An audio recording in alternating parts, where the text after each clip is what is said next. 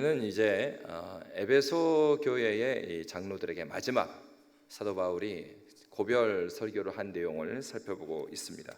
우리가 지난 시간에 살펴봤던 것은 사도 바울이 그 에베소에서 자신의 모든 것을 쏟아서 사역을 했는데 모든 겸손과 눈물로 섬겼다 하는 것을 우리가 살펴보았습니다.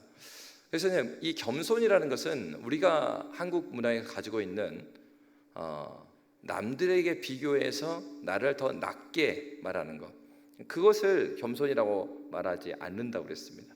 성경에서 말하는 모든 겸손의 기준은 십자가입니다. 그리스도 예수께서 하나님이신 그분이 이 땅에 인간의 육신을 입고 지극히 낮아지셨잖아요. 그 낮아지심, 그러니까 그리스도 예수께서 낮아지신 바와 같이 그 예수께서 낮추심을 볼 때 나는 그 앞에서, 그리스도 예수 앞에서 어떠한 것도 높일 수가 없죠. 그래서 어떤 것입니까? 로마서에서 말하는 것처럼 그리스도 십자가의 시각으로 보는 거예요. 그 말은 나를 십자가의 은혜보다 너무 낮게 보는 거예요. 그러니까 십자가의 보혈의 피보다 나를 너무 과소평가하는 것, 그것도 잘못 보는 것이고요. 그것도 겸손한 게 아니에요. 그리고 당연히 그 반대, 너무 높게 보는 거, 이것도 이제 당연히 아니겠죠. 그래서 모든 겸손의 기준은 우리 주 예수 그리스도 십자가의 희생 앞에서의 자신을 바라보는 태도를 말한다고 그랬습니다. 그리고 이제 눈물에 대한 것은 어떤 눈물이었습니까? 눈물들이라 그랬죠. 사도 바울이 수많은 눈물을 흘렸습니다. 하나는 구원받지 못한 영혼들 때문에 흘리는 그런 전도자로서의 눈물이었어요. 두 번째로는 전도는 되었어요. 근데 아직 변화되지 않는 영혼들을 위하는 그런 목회자적인 눈물이었어요. 세 번째는 사역의 전 과정에서 자신을 하나님 앞에서 지키려고 했던 그런 구도자로서의 눈물이었습니다. 오늘은 그 다음의 말씀, 곧 모든 겸손과 눈물이며, 그 다음에 우리 같이 읽읍시다. 곧 모든 겸손과 눈물이며, 그 다음부터요. 시작. 유대인의 관계를 인하여 당한 시험을 참고 주를 섬긴 것과, 아멘. 유대인의 관계를 인하여 당한 시험이다, 이렇게 말합니다.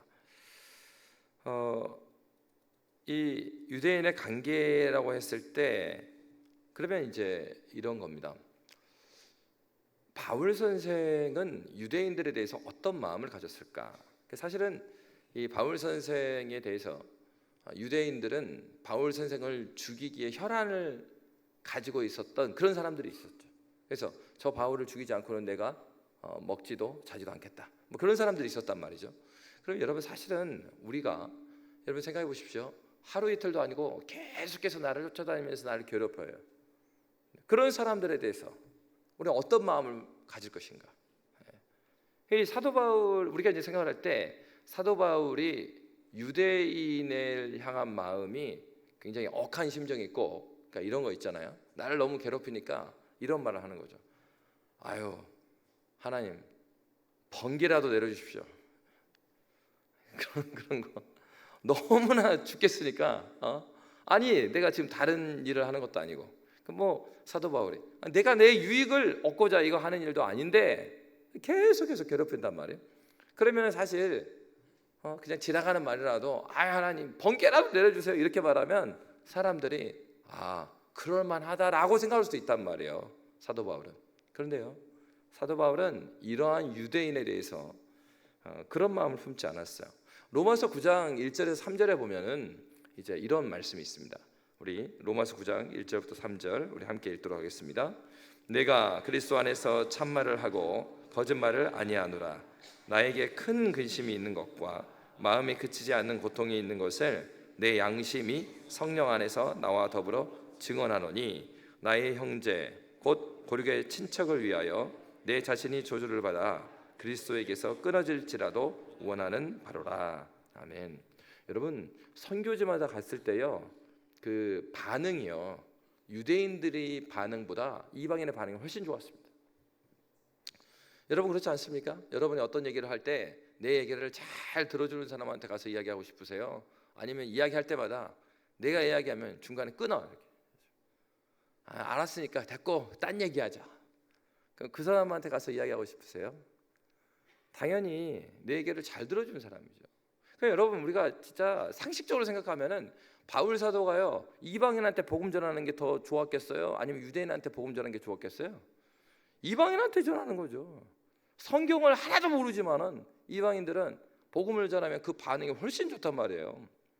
그런데 바울 사도는 어떻게 했습니까?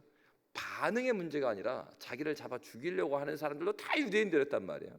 그런데 유대인에게 대해서 로마서에서 그런 어떤 말을 했어요? 나에게 큰 근심이 있대요. 큰 근심이 있어요. 큰 근심이 있는 것과 마음에 그치지 않는 고통이 있다. 내 양심이 성령 안에서 나와 더불어 증언하노니 나의 형제 곧 고륙의 친척을 위하여.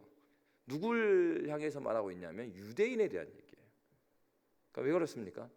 사실은요 유대인들이 하나님 앞에, 그러니까 역사의 순서로 보면, 그러니까 이 시간과 공간을 떠나서 하나님의 관점으로 보면 하나님께서는 유대인을 더 사랑하고 또 이방인을 덜 사랑하느냐? 그거 아니죠. 근데 우리는 그렇게 생각할지 몰라요. 왜? 하나님의 말씀을 누구한테 먼저 줬죠? 율법을 누가 받았어요? 이스라엘이 먼저 받았어요. 그러니까 우리가 생각할 때는 아예 하나님 유대인 더 사랑하셨네요. 실제로도 바울도 그렇게 말을 했어요. 이 율법을 너희한테 먼저 준 것이 아니냐. 하나님께서 하나님 자신과 하나님의 말씀이 참된 복입니다. 그래서 찬송가에 복의 근원 강림하사, 복의 근원이 되신 분이 하나님이세요. 그래서 예수께서 복이란 말이에요. 하나님이 복이시고 하나님이 말씀이 우리에게 복이에요. 그런데 참된 복의 말씀을 누구한테 먼저 줬다고요? 유대인한테 먼저 줬단 말이에요. 그러니까 집에서도 보면 어떻습니까? 첫째하고 둘째하고 이렇게 셋째하고 다 있으면은 항상 그 어르신들 그러잖아요. 좋은 것은 누구한테 먼저 주세요? 아, 장남. 자신 있게 어딘지 모르겠지만 장남. 장남. 아이 큰형은 말이요 맨날 새 옷을 입어요. 둘째는 어떤 옷 입을까요? 물려받은 옷을 입어요.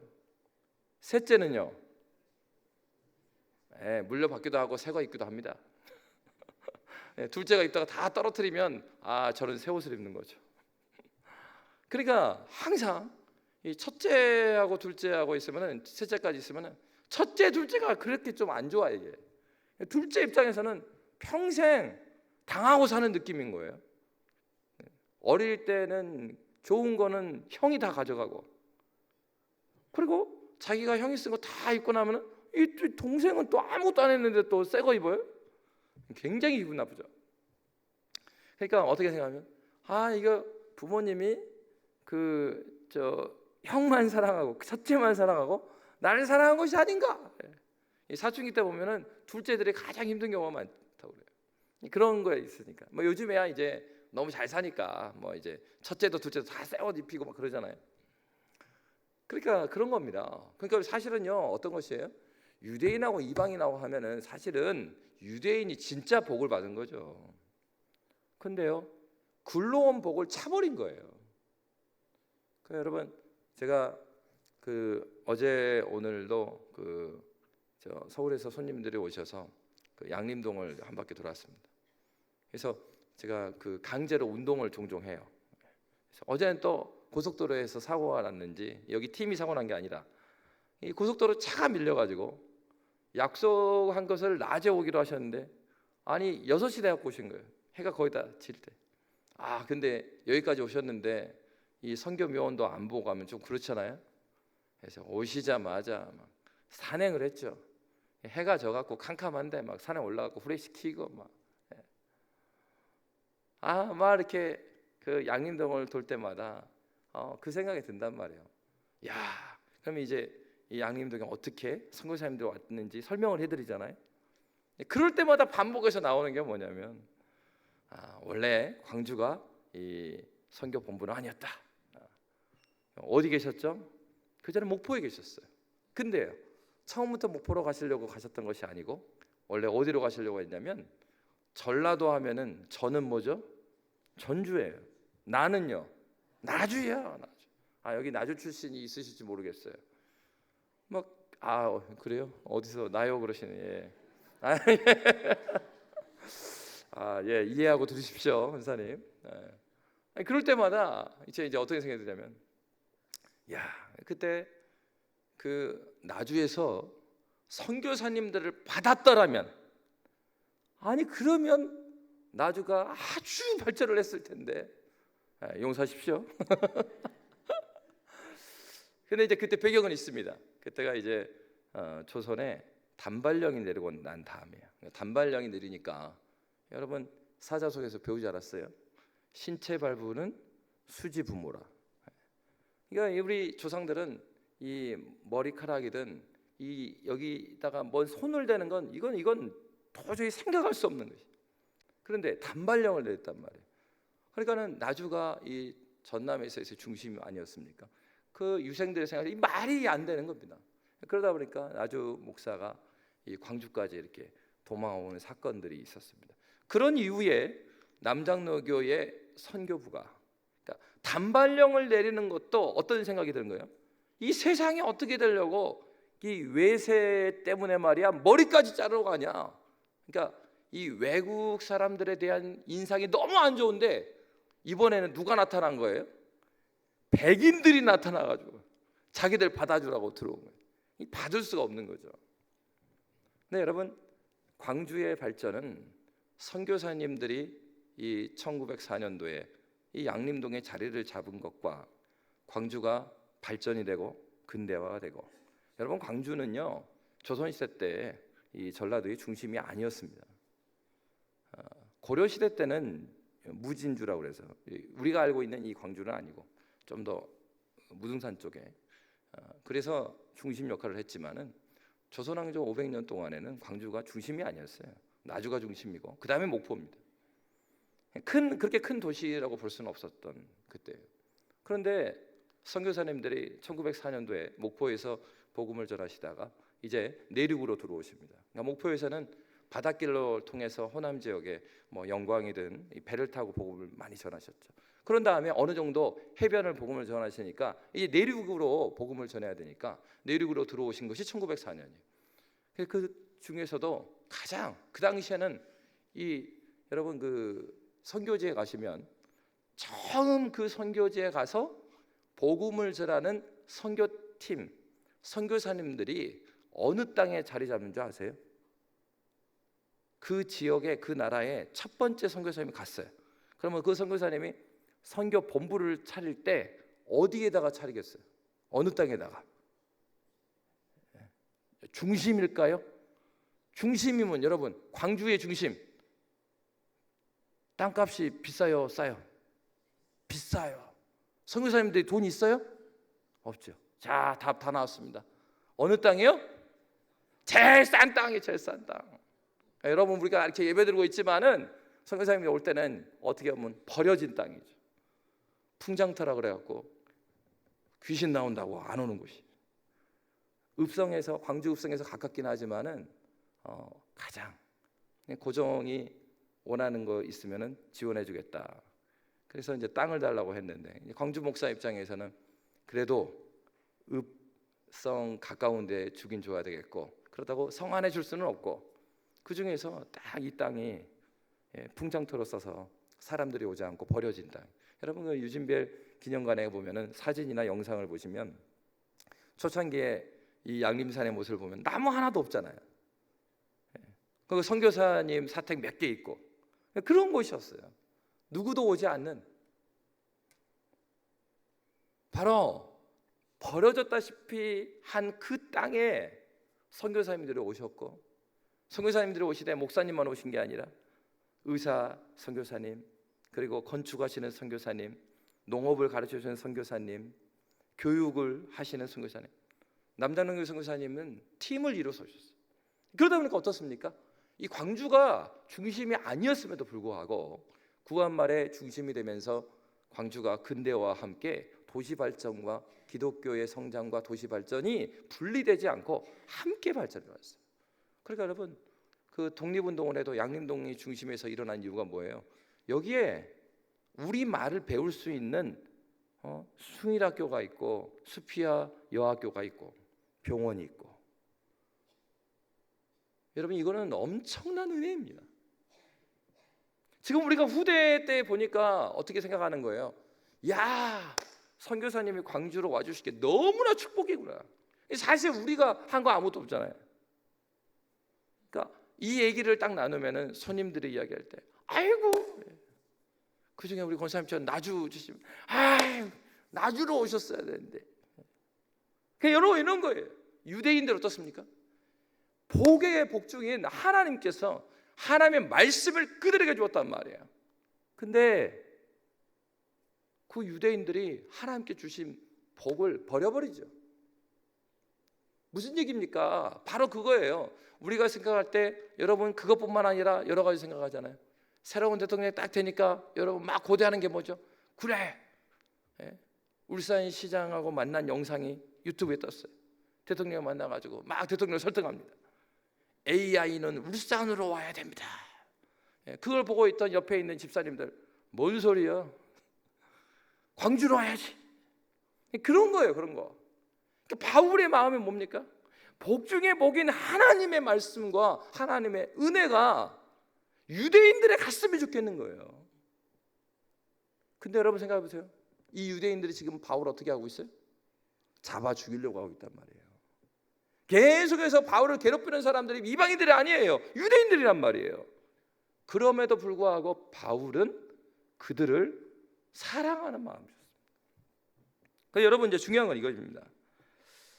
이렇게 온갖 유대인의 온갖 관계로 시험을 들게 하는데, 중요한 것은 그럼에도 불구하고 사도 바울이 그들을 끝까지 사랑하는 이 마음을 가졌다는 것인데, 그렇게 할 수 있었던 원동력이 뭐냐 이거예요. 여러분, 모든 사람들이 그렇게 할 수 있는 것은 아닙니다. 오늘 본문에 보면은 사도 바울은 어떤 사람이었냐면, 그러니까 사도 바울을 쫓아다니는 유대인들이 어떻게 했는지 사도행전 23장 12절에는 이렇게 표현하고 있어요. 우리 사도행전 23장 12절 함께 읽겠습니다. 날이 새매 유대인들이 당을 지어 맹세하되 바울을 죽이기 전에는 먹지도 아니하고 마시지도 아니하겠다 하고. 그러면 이런 겁니다. 그럼 왜 유독 다른 사도한테는 이런 사람이 안 나오잖아요. 근데 왜 바울에게 유독 이러한 사람들이 있었을까 하는 거예요. 여러분, 중요한 것입니다. 우리가요 세상을 살아갈 때 그리스도 예수의 복음의 뜻대로 살려고 하면요, 이 세상과, 이 세상이라는 것은 타락한 이 세상이에요. 세상의 정신을 말해요.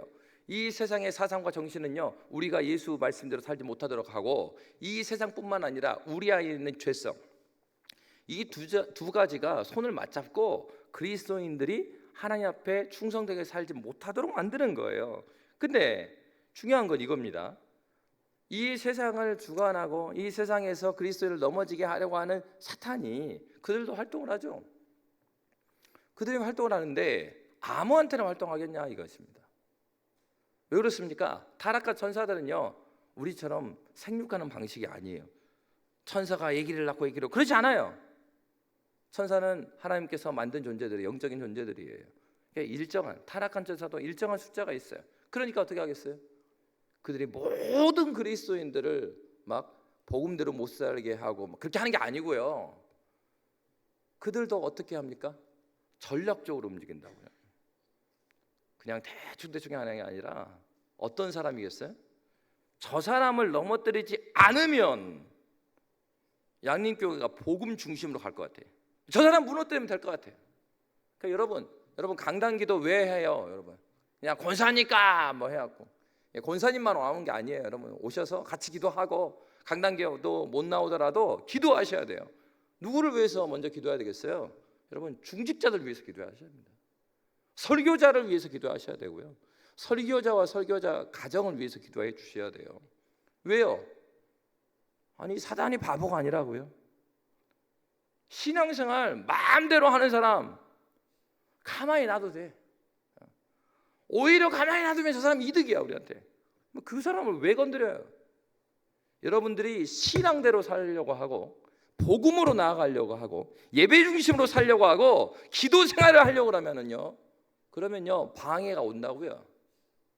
때로는 내 육체적인 연약함이 방해가 될 수 있고요, 관계의 문제가 될 수도 있고요, 자식의 문제가 될 수도 있고요, 여러분 경제적인 문제가 될 수 있고, 많은 시험거리 가운데서 우리는 앞에 서게 돼요.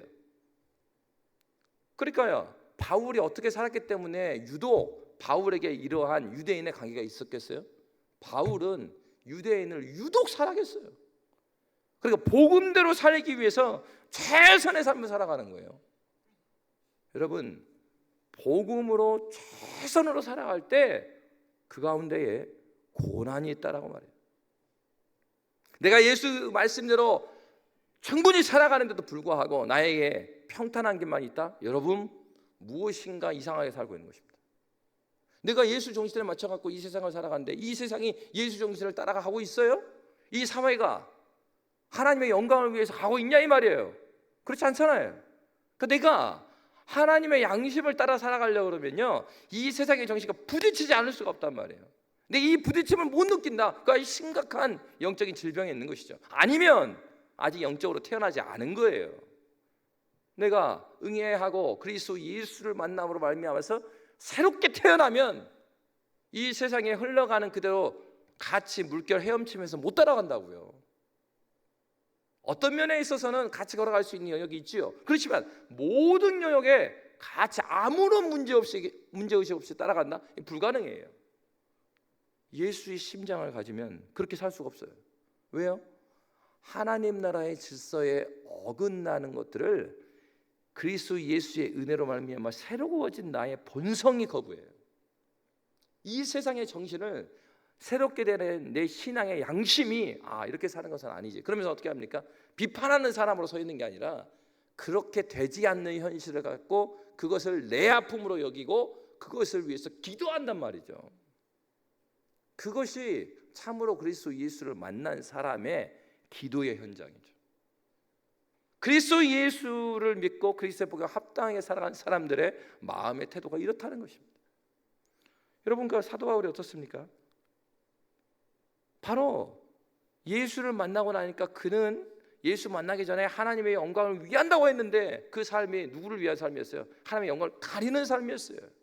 예수를 만나고 나니까 영혼을 복음의 말씀으로 살려야 되겠다는 것이 그의 삶의 목표가 된 거예요. 그래서 갈라디아서 4장 19절에서는 사도 바울이 이렇게 말하고 있어요. 영혼을 낳는 일에 대해서 우리 함께 읽도록 하겠습니다. 나의 자녀들아, 너희 속에 그리스도의 형상을 이루기까지 다시 너희를 위하여 해산하는 수고를 하노니. 아멘. 사도 바울이 말하는 게 내가 지금 해산하는 수고를 하고 있다 이렇게 해서, 바울이 남자인데 어떻게 얘기를 납니까? 그런데 바울이 하는 얘기가 그거예요. 아이를 낳는 것처럼 영혼을 품고 영혼을 세워가는데 내 삶의 모든 것이 달려있다, 이런 고백하는 겁니다. 여러분, 복음을 전하고요, 한 영혼을 주님 앞에서 바로 세우기를 원하고요, 그렇게 열심으로 살아가는 사람에게 이러한 유대인의 관계들, 이런 것처럼 이런 어려움이 오는 것입니다. 여러분, 신앙 안에서 내가 복음을 가지고 하나님의 말씀 앞에서 영혼을 세워가기 몸부림치며 살아가는 사람들에게 이러한 어려움이 와요. 그러니까 어때요? 오히려 이러한 어려움이 사도에게 있어서는 그것이 자신이 하나님의 종인 증거가 되는 것이죠. 그러니까 여러분, 나는 아무 문제 없습니다, 평탄합니다, 잘 보셔야 되는 거예요. 내가 복음을 만나지 못해서 아무 생각이 걸리는 게 없어갖고 평탄한 것인가? 아니면 정말로 은혜 가운데 걸어가기 때문에 현실적인 어려움과 그리고 복음에 대항하는 사단의 권세가 있음에도 불구하고 나의 마음속에 늘 평안해, 나의 마음속에 늘 평안해, 악한 죄 파도가 많으나 내 마음에 항상 평안하죠. 누구 때문에? 그리스도 예수 때문에. 잘 분별해야 돼요. 사도 바울은 그 얘기를 하고 있는 것입니다. 그렇기 때문에 어떻습니까? 복음을 복음대로 전하려고 하는 사람들, 다시 말하면 인생을 살아가야 돼요. 인생의 삶의 분명한 목적을 가지고 신앙생활을 하는 사람들에게 이러한 어려움이 있는 거예요. 그러니까 여러분, 어려움이 없는 것이 다 좋은 거 아니라 이 말이에요.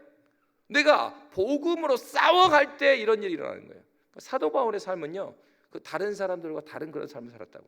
그러니까 나는 지금 어떠한 삶을 살아가고 있는가? 그러면 이러한 어려움들이 있어요. 유대인의 관계들 앞에 있어요. 그런데 여러분, 이런 어려움이 있을 때요, 우리는 이제 두 가지 선택이 있습니다. 그러니까 어떤 사람은 이러한 어려움들이 있을 때요, 자기도 나쁜 사람이 돼버리는 경우가 있어요. 그러니까 자기가 나쁜 사람이 된다, 이런 건 뭐냐면, 내가 주님을 위해서 하나님의 응답을 받고 하나님께서 이러이러한 일에 순종하라 하니 내가 이렇게 헌신하고 내가 순종했는데, 하나님, 그게 하나님께서 주신 게 뭡니까? 되는 일마다 안 되죠. 할수록 어려움만 오죠. 하나님, 나 이제부터 안 하렵니다. 이렇게 선택하는 사람이 있어요. 그리고 어떤 사람이 있습니까? 내가 그리스도 예수의 복음에 맞게 형제를 사랑하고 남들을 섬겨나가면서 헌신적으로 섬겨야 됨에도 불구하고 그게 잘 안 되는 경우가 있는 거예요. 내가 하나님 앞에 다시 한번 마음을 잡고 감에도 불구하고 어려움이 가중이 돼요. 그럴 때 어떤 사람이 있습니까? 더욱더 십자가 앞에 나아가는 사람이 있어요. 그래서 우스운 이제 얘기가 있는데, 제가 그 부목사로 섬겼던 그 지역에 우리 교단에 또 큰 교회가 있었어요. 그래서 이제 그 해년마다 한 번씩 교단 대항으로 그 10월 달에 우리가 또 막 체육대회가 많더라고요. 거기는 이제 축구대회가 있었습니다. 그래서 우리 합동 측 축구팀 나가고 뭐 통합측 뭐 고시대 축구대회 해요. 축구 다 끝났어요. 그러고 나서 합동 측이 1등이 나가지고 그래서 식사해라고, 이제 같이 끝나고 나서 거기 목사님들하고 같이 식사를 합니다. 근데 식사를 했는데 그 교회에 거기 팀 중에 제가 섬겼던 교회 목회자들이 있고, 그리고 또 좀 규모가 되는 교회 부목사님들이 있어. 같이 식사를 합니다. 근데 이 목사님들이 만나서 식사하면은 무슨 얘기하겠어요? 교회 얘기죠, 교회 얘기. 그때 당시에는 다 부목사님들이니까 부목사님들이 만나면 누구 얘기하겠어요? 담임 목사님 얘기하지. 처음에는 자랑으로 시작합니다. 근데 이제 계속 듣고 있다 보면 이것이 자랑인 건지 아닌 건지 애매한 시점이 와요. 제가 섬겼던 목사님은 굉장히 권위가 있으셨어요. 좋은 말로 권위가 있고 나쁜 말로는 무서운 분이야. 굉장히. 그래서 장로님들뿐만 아니라 부목사도 누구 하나도 담임 목사님 앞에서 아무 말도 못해. 그런데 이제 우리가 그런 얘기를 딱 하니까 이제 이쪽에 있는 그 부목사님들이 그래요? 놀랬다고. 그래서 뭐가 놀랬습니까? 그러니까 거기 담임 목사님은요 너무 인격적이시래요. 그러니까 어느 정도로 인격적이시냐면, 새로 온 강도사님이 있으셨는데 그 강도사님의 그 자기의 그 뭔가 신앙적인 그런 뜻이 있었대요, 그 강도사님이.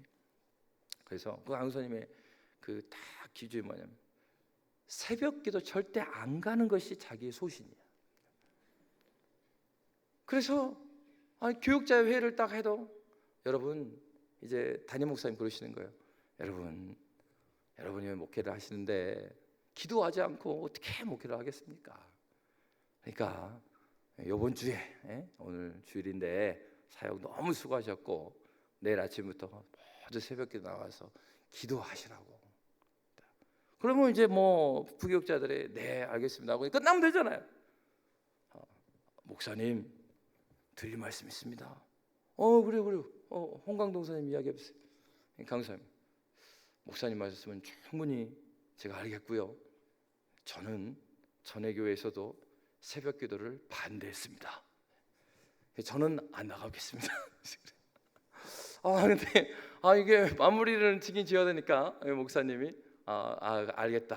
그리고 이제 마무리했어요. 목사님이 너무 또 인격적이셔갖고 뭐라고 못 하시는 거예요. 그러니까 집에서 며칠을 끙끙 앓으시니까 이제 사모님이 그러셨다는 거예요. 당신 왜 요즘에 이렇게 힘들어해? 그러니까 이제 목사님이 그러시더래요. 이만저만 해갖고 이 새벽기도 나가자고 그랬는데 홍강도사가 안 나온대. 어떻게 될지 모르겠어. 그러니까 사모님이 뭐라고 하셨겠어요? 그래, 그 강사님 불러봐, 내가 혼낼게, 그런 게 아니고 사모님은 어떻게 말씀하시냐면, 그렇지 여보, 당신이 얼마나 덕을 못 끼쳤으면 당신이 정말 모범을 보이고 더 사랑해야지, 그래야지 따르는데 우리가 더 기도합시다. 우리가 아직 멀었다고. 둘이 마당에서 두 분이 이야기를 하시는 거를 거기 부목사님들, 수석 부목사님들이 그 얘기를 듣고 있었던 거예요. 그러니까 수석 부목사님은 그걸 보면서 막 감동이 되면서 뭐가 되냐면은 머리가 아파지는 겁니다. 왜요? 교회가 큰 교회니까 아무리 담임 목사님 사모님이 인격적이어도 교회는 질서가 있어야 되잖아요. 그러면 이 질서가 안 잡히는 문제를 성도들이 불편해하고, 그러면 그거를 누가 잡아야 돼요? 수석 부목사님들이 잡아야 되는 거예요. 이분들의 소원은 뭐냐면, 그러니까 우리 교회에서의 소원은 목사님이 이번 주 교육자 회의 때는 혼을 안 내셨으면 좋겠다. 이게 우리의 소원이에요.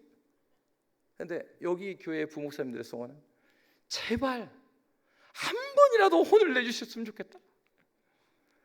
담임 목사님이 아무 말씀을 안 하시니까 그 강도사님은 교회를 나가기까지 한 번도 새벽 기도를 안 나오셨답니다. 여러분, 그 담임 목사님하고 그 사모님을 보십시오. 우리 상식적으로 생각하면 당연히 강도사님이 새벽 나와야 되고, 그 상황에서 안 나오면 혼내는 것 자체가 뭐가 그게 그 나쁜 일입니까? 근데요, 목사님하고 사모님은 어떻게 생각하는 거예요? 우리의 기도가 부족하고 우리가 너무 부족한가 보다. 그리스도 예수를 만나는 사람은 어떻게 합니까? 나에게 있어서 그런 어려움들이 왔을 때, 바울의 입장에서 유대인의 관계잖아요. 자기 죽이려고 하는 사람들이잖아요. 그들을 원수로 대하고 해요. 아이고 말이야, 저것들이 말이야 내가 복음대로 산다라는데, 그러면서 원수를 삼는 게 아니라 어떻게 해요? 그들을 위해서 우는 사람인 거예요. 사실 이 말씀을 보면 저도 그런 사람이 아니에요. 그러니까 장로님들은 가까이에 계시고 하니까 어느 정도 파악했을지 모르는데, 제가 성격이 좋지 않습니다, 여러분. 항상 웃고 다니고 좋아 보이죠? 굉장히 성격이 센 놈이에요. 근데 이제 좋은 척하고 다니는 거예요, 이렇게. 저는 못 참아요, 이렇게. 저는 못 참아. 저는 이렇게 홍강도사님 같은 분 못 참아. 불러가지고, 그럼 너 그냥 목회하지 마라. 목사 안수를 받으면 안 된다. 네가 목사 안수를 받는 순간 이 한국 교회에 큰 짐이 되니까, 그 성도들이 얼마나 너를 위해서, 안 나오는 너를 위해서 금식하고 기도하지 않겠냐. 성도들이 얼마나 힘드냐. 그냥 목회하지 말고 돈 벌어라. 혼내고 막 그럴 거예요, 저는. 근데 어때요? 이 말씀을 보면은 그 생각이 드는 거예요. 야, 이게 아직 멀었구나. 이 사랑한다라는 것이 그 말로 사랑한다는 거하고, 그를 진짜 자기를 죽이려고 하는 사람들을 마음에 품고 사랑한다는 게 뭐예요? 근데 뭡니까? 중요한 건 이거예요. 이게 사명이잖아요. 그러면 하나님께서 이 사명을 주실 때 우리가 사명을 감당하는 데 있어서 중요한 게 뭘까? 이 사명을 감당한다고 했을 때 우리에게 가장 소중한 게 뭘까? 여러분, 하나님께서 예수님께서 제자들을 부르시죠. 근데 요한복음 21장은요 굉장히 중요한 장입니다. 왜냐면요, 요한복음은 20장으로 맞춰도 되는 장입니다. 왜냐면요, 요한복음 20장까지 했고 예수님이 부활하실 거 다 나왔어요. 끝난 거예요. 근데 갑자기 요한복음 21장이 들어와요. 그래서 요한복음 21장이 어떤 말씀입니까? 여러분 잘 알고 있는 말씀이죠. 요한의 아들 시몬아, 네가 다른 사람들보다 나를 더 사랑하느냐. 그 말씀이 거기 있잖아요. 왜 요한복음 21장을 썼냐? 이렇게 학자들이 이렇게 이야기해요. 마태, 마가, 누가, 요한이죠. 그 다음에 어떤 성경책이 나오죠? 사도행전이 나와요. 근데 요한복음 21장이 없으면 뭐가 설명이 안 되냐면, 사도행전에 들어가 가지고 오순절 성령 간임 사건이 딱 임했을 때, 아니 저들이 단 대낮에 술 취한 것이 아니냐 막 그러잖아요. 술 취한 것이 아니냐고 했을 때 제자들이 일제히 일어납니다. 그런 다음에 이 일이 일어난 배경에 대해서 누군가가 설교를 하죠. 누가 설교하죠? 베드로가 설교하죠. 근데 만약 요한복음 21장이 없으면 뭐가 해결 안 되냐면은 베드로 예수님이 십자가에 달리니까 3번 부인하고 도망가 버렸는데 다시 돌아온 내용이 없어요. 그러니까 요한복음 21장에서 그 내용을 밝혀주고 있는 겁니다. 다시 말하면 예수님을 배반했고요, 예수님을 바로 앞에서 면전에서 당신 몰라요, 눈빛 마주치면서도 나는 저 예수 무리 아닙니다, 3번이나 부인하고 도망간 베드로입니다. 그런데요, 요한복음 21장에서 나타나는 것은 무엇입니까? 그러한 베드로가 사도행전에서 어떻게 창세기부터 해가지고 쫙 구속사적으로 그리스도 예수께서 주시겠다 하는 보혜사 성령이 어떻게 임했고 지금 어떤 일이 일어나는가를 쫙 일목요연하고 설교를 한단 말이에요. 베드로가 다시 사명을 붙들고 나갈 수 있었던 원인에 대해서 요한복음 21장에 설명해 주고 있는 거예요. 예수님께서는 다른 거 안 물어봤습니다. 베드로의 사명이 뭐였죠? 베드로의 사명을 보면 요한복음 21장 18절에 보면은 이런 말씀이 있어요. 자, 베드로의 사명 결국 이 말씀이었습니다. 우리 21장 18절 함께 있습니다. 내가 진실로 진실로 내게 이르노니 내가 젊어서는 스스로 띠띠고 원하는 곳으로 다녔거니와 늙어서는 내 팔을 벌리리니 남이 내게 띠띠우고 원하지 아니하는 곳으로 데려가리라. 여러분, 우리가 알고 있는 말씀은 이 말씀보다는 그 앞에 있는 말씀을 기억을 더 많이 하고 있죠. 네가 요한의 아들 시몬아, 네가 다른 사람보다 나를 더 사랑하느냐? 예수님이 물어본 건 딱 하나예요. 너 나 사랑하니? 그리고 나서 내가 주님을 사랑합니다. 내가 주님을 사랑하는 줄 주님이 아십니다. 이렇게 답변을 했을 때 그때마다 예수님께서 어떤 말씀을 하세요? 내 양을 쳐라, 내 양을 먹여라, 내 어린 양을 쳐라. 목양하라 이거예요. 복음 전하라 이 말입니다. 사명 주신 거예요. 그리고 나서 덧붙여서 말씀하신 게 뭐예요? 사명을 주셨으니까 여기까지만 읽으면 어떤 생각이 드냐면, 그렇지, 사명 받은 것은 복 받은 일인지 여기까지만 생각한단 말이에요. 근데 그러한 사명 받은 자는 복 받은 자 맞죠? 근데 복 받은 자의 최종적인 목적지가 무엇이었어요?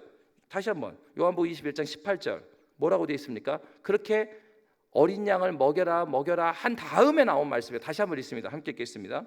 내가 진실로 진실로 내게 이르노니 내가 젊어서는 스스로 띠띠고 원하는 곳으로 다녔거니와 늙어서는 내 팔을 벌리리니 남이 내게 띠띠우고 원하지 아니하는 곳으로 데려가리라. 이 인간적으로 보면 좋은 얘기예요, 나쁜 얘기예요? 나쁜 얘기죠. 고난에 대한 얘기입니다. 여러분, 그래요. 사명의 길을 간다라는 것은요, 그러니까 내가 생각할 때 평탄한 길을 가는 것이 아니고요, 이렇게 내가 원치 않는 것도 하나님께서 이끌어 주실 때 따라가는 것이, 그것이 사명의 길이란 말입니다. 성경은 한 번도 그리스도 예수의 제자의 길이 평탄하고 세상에서 말하는 아름답고 걱정 없는 길이라고 말한 적이 한 번도 없어요. 근데 이렇게 어떻게 보면은 네가 원치 않은 그 길이잖아요. 내게 띠띠우고 원하지 아니하려고 데려가는 그 일이에요. 근데 이 일을, 이 사명을 끝까지 감당하는데 딱 하나 조건은 무엇이었어요? 요한의 아들 시몬아, 네가 다른 사람들보다 누구를 더 사랑하냐고요? 예수 사랑하냐 이겁니다. 여러분, 우리가 그리스도의 복음에 합당한 삶을 살아가는 데서 유일한 원동력은 예수 사랑이에요. 사도 바울이 그렇게 자기를 죽이려고 했던 유대인들을 끝까지 사랑할 수 있고 했었던 이유가 무엇입니까? 그건 사랑 때문이에요. 어떤 사랑이요? 예수의 사랑이에요. 주님이 나를 사랑하신 그 사랑이 있었기 때문에 견뎌낼 수 있었던 것이에요. 우리가 관계의 문제가 일어나고 그리고 내가 정말 미워하고 하는 사람이 생겨날 수 있지요. 근데 중요한 거는 그 문제는요, 이 사람과의 관계 가운데서 풀릴 수 있는 문제가 아니라는 거예요. 이 사람과 지지고 볶고 한다고 해서 해결되는 문제가 아니고, 왜요? 우리는 사랑을 자생적으로 만들 수 있는 사람들이 아니니까 그렇죠. 그러니까 영원한 사랑이 되시고 사랑이 무한하고 영원하신 그 하나님께 나아가야 되는 거예요. 그러니까 주님께 나아가서 주님의 사랑을 듬뿍 받고, 그래서 여러분 찬송가 453장에는 뭐라고 되어 있어요? 예수도 알기 원하네 크고도 넓은 은혜와 대속해 주신 사랑을 간절히 알길 원하네 내 평생의 소원, 내 평생의 소원, 대속해 주신 사랑을 간절히 알길 원하네. 아멘. 대속해 주신 사랑을 간절히 알지 않으면 우리의 관계의 문제든 우리의 사명이든 감당해낼 수가 없는 것이에요. 그러니까 신앙의 선배들이 이 비밀을 알았죠. 그러니까 예수 사랑 외치는 거예요. 이거는 덧붙일 것도 없고요, 그리고 이것을 논할 것 없어요. 나에게 사랑이 부족하고 나의 관계가 문제가 부족하다, 내가 더 사랑해야 됨에도 불구하고 게으름이 생기고 저 사람을, 나를 탓하는 사람, 나를 미워하는 사람에게 같이 미움으로 대하고 있다. 무엇이 부족한 거예요? 저 사람의 잘못을 논하기에 앞서서 그 나를 괴롭게 하고 나를 공격하는 그 공격을 뛰어넘는 하나님의 사랑이 나한테 없다라는 것인 거예요. 그러니까 우리가 괴로워해야 되는 건 뭐냐면, 나를 괴롭게 하는 저 사람을 괴로워하는 게 아니라 나를 괴롭게 하는 저 사람의 괴롭게 함을 뛰어넘는 하나님의 사랑을 나에게 주십시오. 똑같이 새벽에 나가서 눈물을 흘리면서 기도하는데 이유가 달라요. 어떤 사람은 억울해서 울어요. 근데 어떤 사람은 억울해서 우는데 무엇이 억울하냐? 주님, 저에게는 바울과 같은 그 뜨거운 사랑이 왜 없습니까? 주님, 나에게 더 은혜를 내려주십시오. 그러니까 어떻게 찬양해? 나에겐 답이 안 나오니까 하나님 찬양하는 거예요. 더욱 사랑, 더욱 사랑. 주님께서 사랑을 주시지 않으면 난 더 사랑할 수 없습니다. 진짜 사랑하는 사람의 특징은 자기가 베풀었던 걸 기억하지 않아요.